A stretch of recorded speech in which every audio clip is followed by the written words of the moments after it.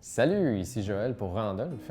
Aujourd'hui, j'aimerais ça vous présenter Link2, un jeu coopératif de connaissances générales. Eh oui, ça se peut, on l'a fait. En fait, Link2, c'est moi et ma blonde qui l'ont créé. Fait que je suis vraiment content de vous le présenter aujourd'hui.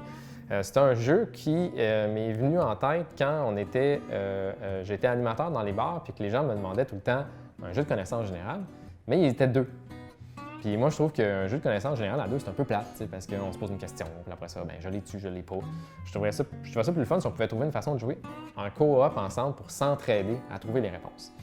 Alors, j'ai un peu pitché l'idée à ma blonde en disant, mettons, là, toutes les réponses sont à la table, ça serait comme moins compliqué, on aurait juste à chercher la bonne réponse ensemble, t'sais. Et c'est comme si c'était un méga choix de réponse en réalité. Alors, on a parti sur cette prémisse-là, puis on a développé vraiment le jeu. Ça nous a pris comme 3 ans de trouver la bonne formule pour le jeu, la bonne façon de le faire tourner. Et on est arrivé avec une version très mature maintenant qu'on met en vente.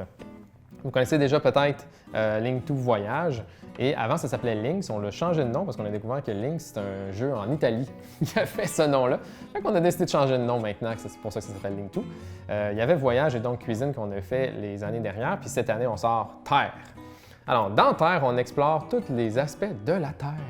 Par exemple, les fleurs, les éclairs, l'océan Indien, donc tous les océans sont là. La Terre est là. Les continents sont là. Le Grand Canyon, les amphibiens. Alors, quelques animaux, mais plus par grande classe d'animaux, par grande famille. Les mammifères, le diamant, quelques monuments naturels importants aussi, comme le mont Fuji, les insectes. Donc, on va traverser plein de sujets de la Terre. Comme maintenant, comment ça fonctionne? C'est tout simplement, dans ce jeu-là, la structure est hyper simple et on peut inclure des joueurs à mesure que ça avance. La seule chose qu'il faut faire, c'est de lire un indice. Sur une carte, vous avez 5 niveaux d'indices. On choisit un niveau pour la partie. Moi, je conseille toujours de commencer par le 1, puis si on est bon, faire le 2 après. Alors, c'est marqué ici « Héros du film Trouver Nemo ». Alors, qu'est-ce que c'est ça, cette affaire-là? La réponse est sur la table, c'est sûr et certain. Alors, j'imagine qu'il voulait dire poisson. Alors, on va voir s'il y a poisson sur la table à quelque part. Oiseau, reptile, Asie. Voyez-vous poisson? Aidez-moi. Ah, il est là! Poisson est ici. Quand on le trouve, on place la carte par-dessus comme ça pour dire qu'on l'a trouvé. Un peu comme un casse-tête, on doit joindre les morceaux ensemble. Dès que c'est fait, on pioche une nouvelle carte pour un deuxième indice. Et on va faire ça pour passer à travers toute la carte d'indices au complet, toutes les cartes d'indices au complet.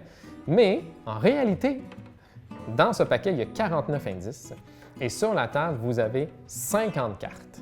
Alors à la fin, il va vous rester une carte. On ne sait pas laquelle. OK? Il va falloir la découvrir.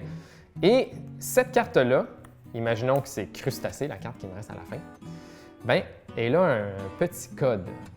Et ici, j'ai la carte réponse et on va comparer les codes du niveau actuel qu'on est en train de faire et de la dernière carte qui nous reste sur le jeu. Si ça concorde, on a gagné le round et on est prêt à faire le niveau 2. Si ça ne concorde pas, ça veut dire qu'il faut faire...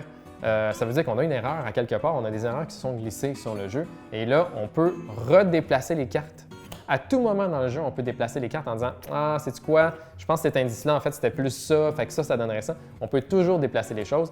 Jusqu'à la fin, on n'est jamais bloqué, on n'a jamais besoin de laisser une carte sur un indice. Fait que c'est pas vraiment plus compliqué que ça. Il y a un petit système de pointage, bien sûr, suggéré dans la règle, mais à la base, si vous voulez avoir du fun, c'est juste de lire l'indice et de le placer sur la carte, compléter le jeu et de voir si on a la clé pour gagner. Bonne partie, je vous invite à les découvrir, ils sont vraiment le fun. Bye bye!